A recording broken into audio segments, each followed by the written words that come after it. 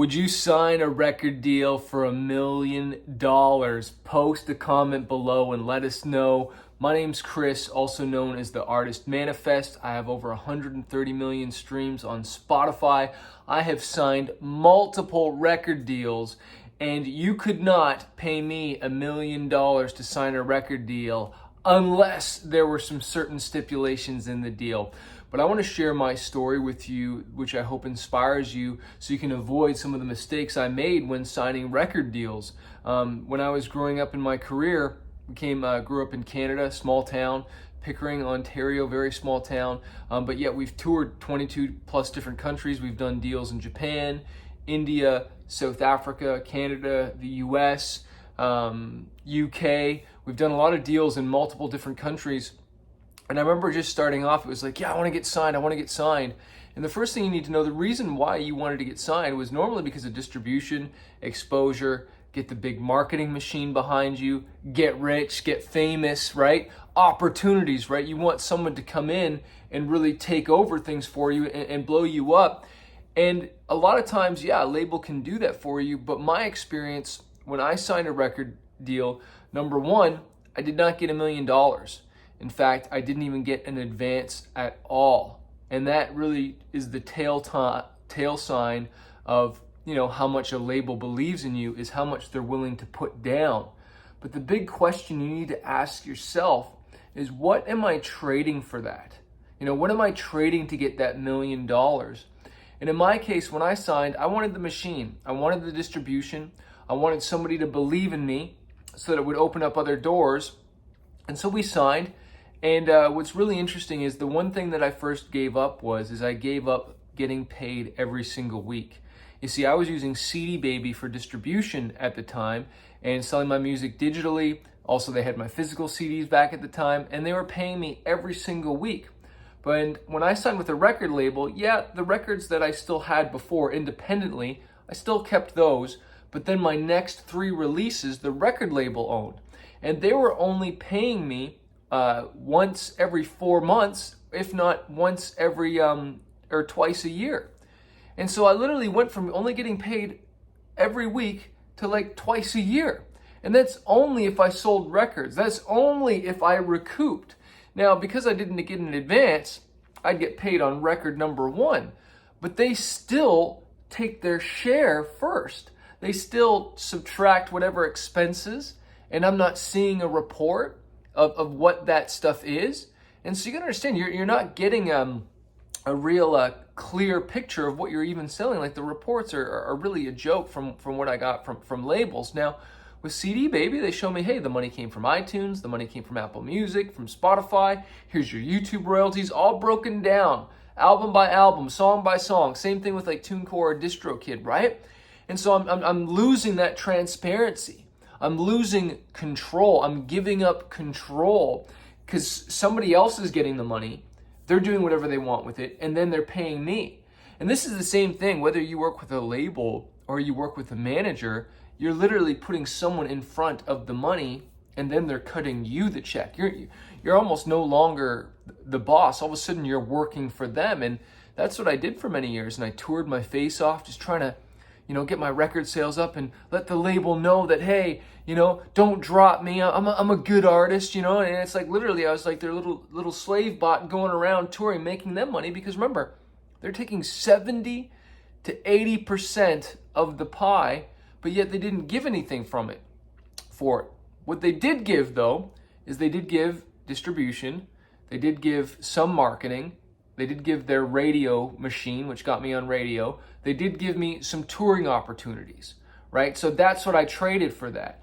Now, the sad thing is all those opportunities I could have gotten if I knew the right people, took some more time and learned how to market myself, built relationships, maybe worked with a manager for 15, 10, 20%, as opposed to giving the label 70 to 80%.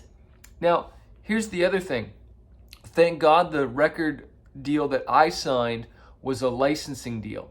So that means that the label had rights to my record for 7 years to sell it, all right? They had exclusive license. Nobody else could sell it. I couldn't sell it. right? They're the only ones who could press CDs, and but I would eventually get my albums back after the 7 years, which 7 years is way too long. If you're ever doing a licensing deal, you want to do 3 to 5 years, no longer than that. It's way too long. They did not need the record that long, okay? Especially when they gave no money up front. They had nothing invested.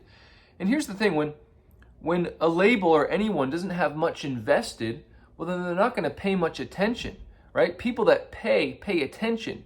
You better believe if they had dropped $1 million when they signed me, they probably would have done a lot more because they want to do everything they can to recoup that money back. Where with me, it's like, oh, well, Manifest I got the album done. I paid for the album. I paid for the artwork.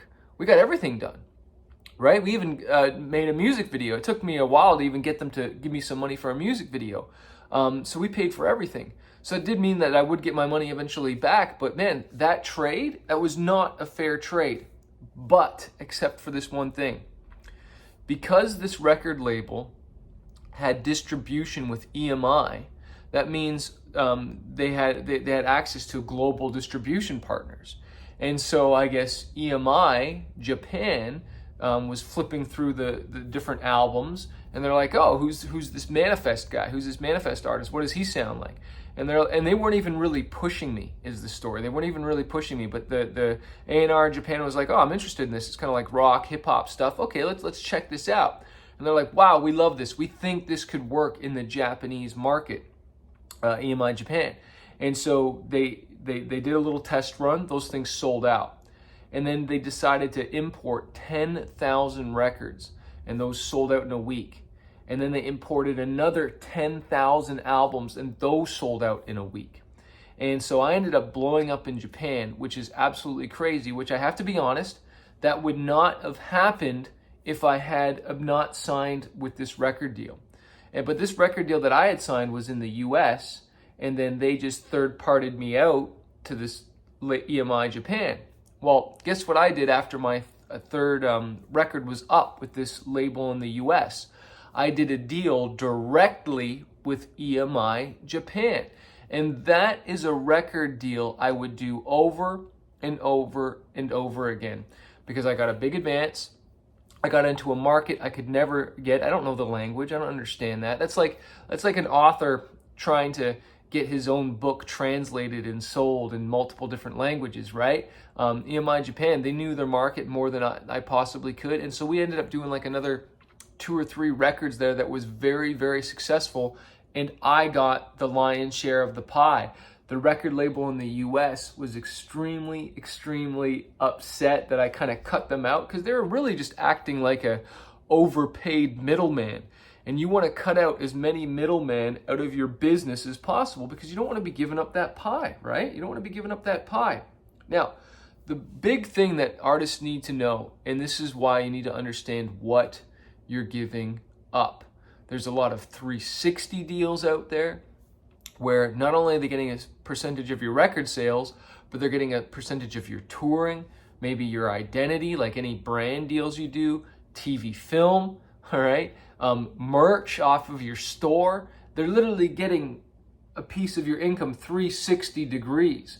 So you're gonna give that up, right? Like, you think maybe $1 million sounds like a lot of money until you're getting paid $20,000 a show, and you're making, $1 million a year, which is very, very, very doable in the music industry with touring and merch, and you have songs that pop off, TV film placements, like especially like not even a year, but just over a couple years you could be doing that. But definitely a year is more than doable. So many bands, artists that are not household names that are absolutely killing it. But here's the problem when you take that $1 million advance. And this is where I like to say you can get a better loan from a drug dealer than you can from a record label. Because when you borrow that $1 million from the label, and that's what it is, it's a loan. You're borrowing that money, they're investing in you, and sometimes you got to pay the record for that. Sometimes you got to live off of it for expenses. That might include your marketing budget. It all depends, right? It's not like, oh, here's $1 million.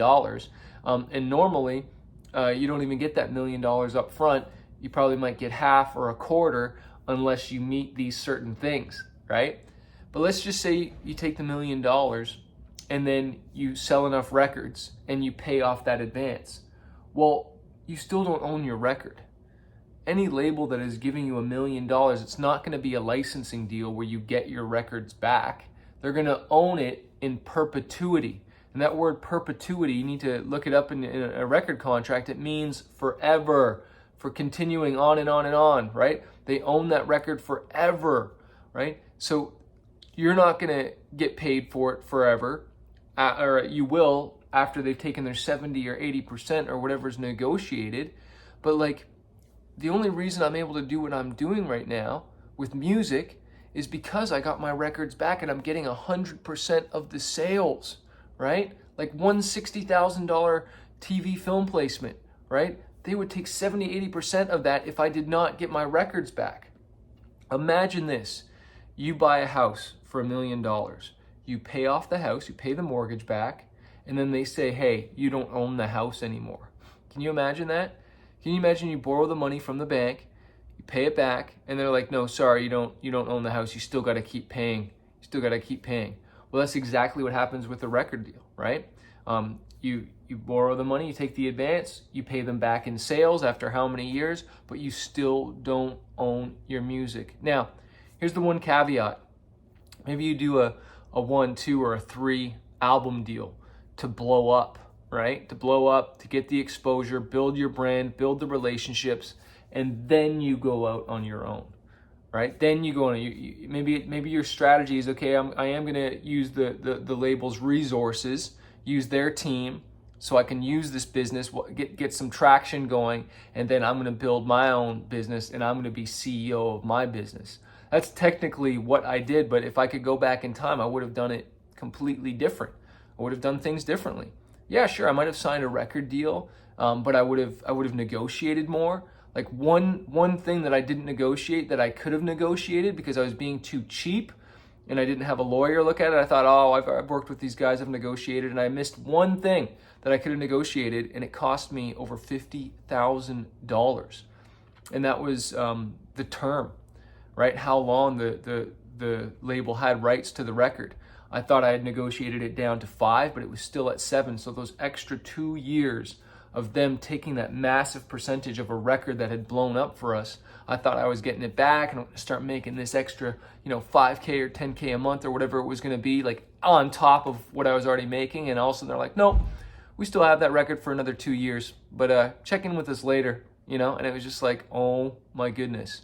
So you don't have to learn the hard way. The Bible says, why do people perish? For a lack of knowledge. So keep getting knowledge, keep growing in this industry. I got nothing to sell you in this video. Watch we got a bunch more YouTube videos that you can watch. Just keep learning, keep growing, and most importantly, take action and really know what it is you're trading, what you're giving up for that $1 million. Post a comment below.